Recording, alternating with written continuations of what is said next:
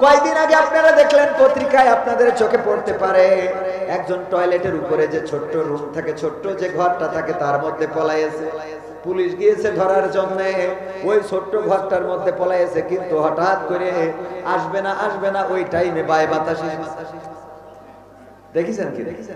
তো ওর পরের থেকে ছেড়ে দেওয়ার কারণে পুলিশ বুঝতে পেরেছে এর পরের থেকে মাল একটা ছেড়ে।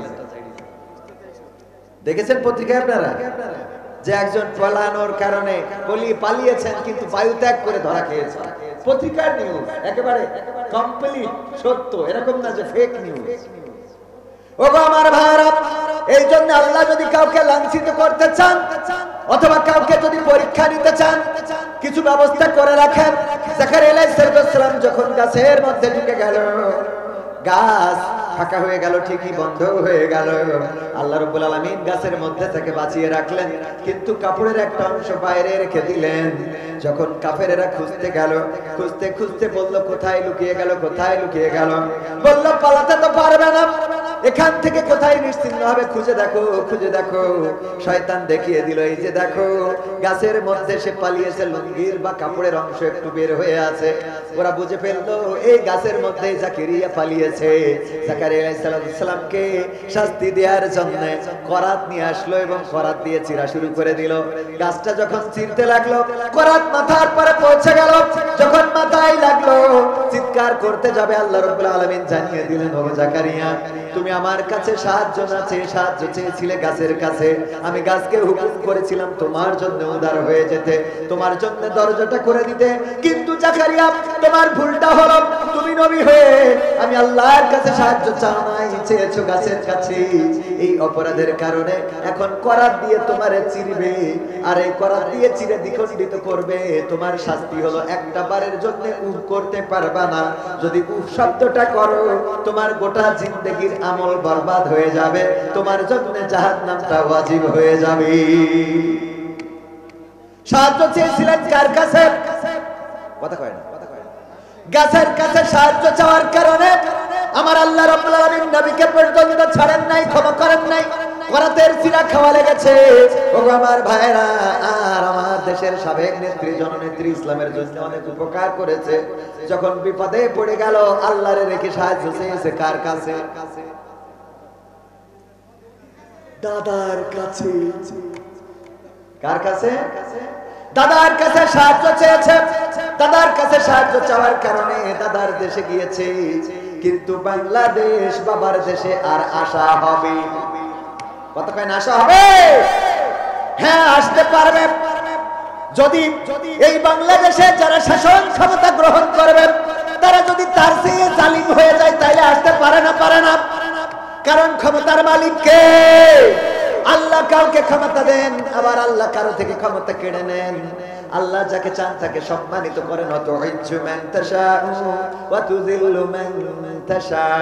আমার আল্লাহ বলেছেন আমি যাকে চাই তাকে সম্মানিত করি, আর যাকে চাই তাকে অপমানিত অপদস্থ করি। বলেন আল্লাহু আকবার।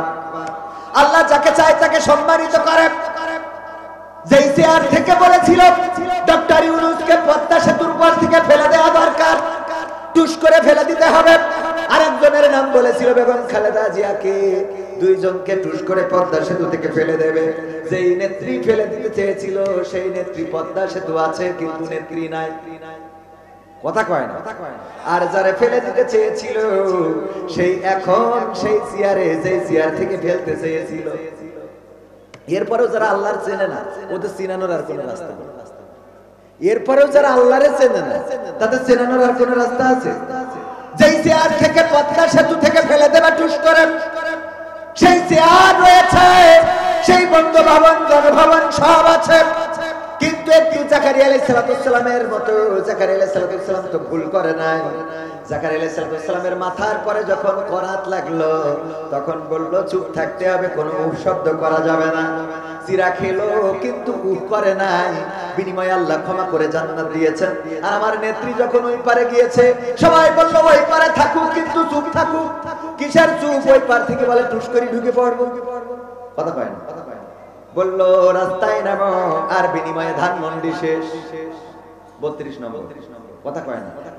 কারণ কথা বললেই বিপদ আছে না নাই? আল্লাহ বললো উপ করা যাবে না, আর ওখান থেকেই ছটফট করে, খালি কয় তোমরা নামো আমি আসি। আর এই পাগল যারা রাস্তায় নামে ওদের তো চিন্তা করা উচিত কিসের জন্য, কোন সাহসে রাস্তায় নামে, যেই জায়গার সরকার সমস্ত এমপি মন্ত্রী গোষ্ঠী সুদ্ধা পলাই গেছে, তুমি চায়ের দোকানদার রাস্তায় নামো, তোমার লজ্জা থাকা উচিত। বলেন ঠিক কিনা? এত বড় বড় বাগা বাগা নেতারা যারা বললো পালাবো না, খেলা হবে, সব চলে গেল। চায়ের দোকানদার কয় আমরা ফিরে আসবো। বলে না? বলে না? লজ্জা হয় না? লজ্জাও করে না। ও আমার ভাইরা, আমার কোন দলের সাথে দ্বন্দ্ব নাই, কোন দলের বিরুদ্ধে আমার বক্তব্য নাই। আল্লাহর কথা, ক্ষমতার কথা বলতে গেলাম, কারণ আল্লাহ যাকে চান তাকে সম্মান দেন, আর যাকে চান তাকে অপমানিত অপদস্থ করেন। এই পৃথিবীতে যারা অন্যায় করেছে, জুলুম করেছে, তাদের অবস্থা যা হয়েছে যুগে যুগে কোরআন সাক্ষী।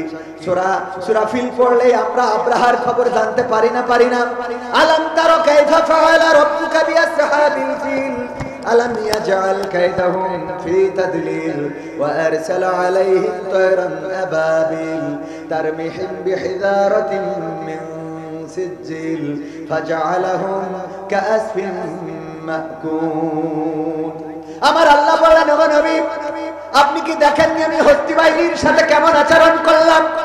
আমি তাদের ষড়যন্ত্রটা ধ্বংস করে দিলাম, আমি তাদের উপরে প্রেরণ করলাম ঝাঁকে ঝাঁকে পাখি, আর তারা নিক্ষেপ করলো কঙ্কর। ফলশ্রুতিতে তারা কি হয়ে গেল? পশুর চর্বিত ভুসির নাই হয়ে গেল। আপনারা সবাই জানেন, যখন আব্রাহা হস্তি বাহিনী নিয়ে আসলো আল্লাহর ঘর ধ্বংস করার জন্য, তখন কাবা ঘর রক্ষণাবেক্ষণের দায়িত্ব ছিল কার উপরে? একটু উঁচু করতে হবে। কাবা ঘর রক্ষণাবেক্ষণের দায়িত্ব ছিল কার উপরে? দেখাশোনার দায়িত্ব ছিল কার উপরে? কার উপরে? Abdul Muttalib. তিনি কে ছিলেন? রাসূল সাল্লাল্লাহু আলাইহি ওয়াসাল্লামের আল্লাহ রাসূলের দাদা আব্দুল মুত্তালিব চাচা নয়, দাদা। আবু তালিব হলো চাচা, আর আব্দুল মুত্তালিব কে? দাদা। কে? আল্লাহর নবীর নাম মুহাম্মদ রেখেছেন কে? নবীজির দাদা আব্দুল মুত্তালিব। আমার নবীর নামটা রেখেছেন, কাবার চত্বরে নিয়ে গেলেন আল্লাহ রাসূল সাল্লাল্লাহু আলাইহি সাল্লাম জন্মগ্রহণের পরে, আর কাবার চত্বরে নিয়ে যে নাম রাখলেন মুহাম্মদ। এই নামটার মানেটা আপনারা জানেন কি না? নাম কি? মানে কি? হ্যাঁ, প্রশংসিত। কিসিত? প্রশংসিত। মুহাম্মদ তিনি প্রশংসিত কিনা?